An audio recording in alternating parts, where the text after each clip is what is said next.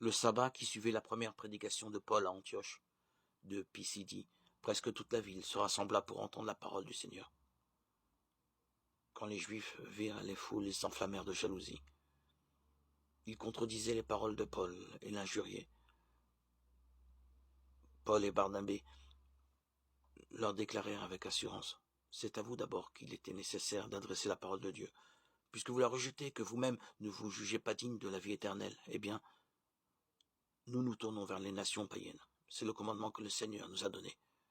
J'ai fait de toi la lumière des nations pour que, grâce à toi, le salut parvienne jusqu'aux extrémités de la terre. » En entendant cela, les païens étaient dans la joie et rendaient gloire à la parole du Seigneur.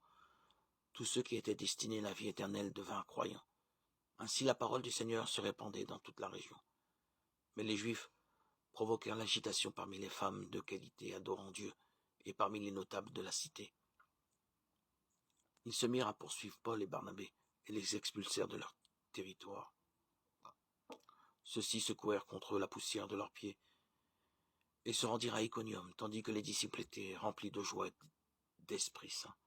Lecture du livre des Actes des Apôtres 13, 44-52. Isolé et sorti de son contexte, le verset 46 fait trembler, car sa lecture a très tôt conduit à une effroyable conception qui a pris le nom de théologie de la substitution, comme si l'Église naissante pouvait se substituer à Israël, prendre la place du premier né bien-aimé de Dieu. Au contraire, le discours rappelle aussitôt le rôle d'Israël, lumière des nations, pour leur porter le salut de Dieu. Certes, dans la stratégie missionnaire décrite par les Actes des Apôtres, chapitre 13, l'hostilité de responsables juifs dans l'Empire a précipité l'annonce de l'Évangile aux non-juifs. Mais Paul l'avait prévu.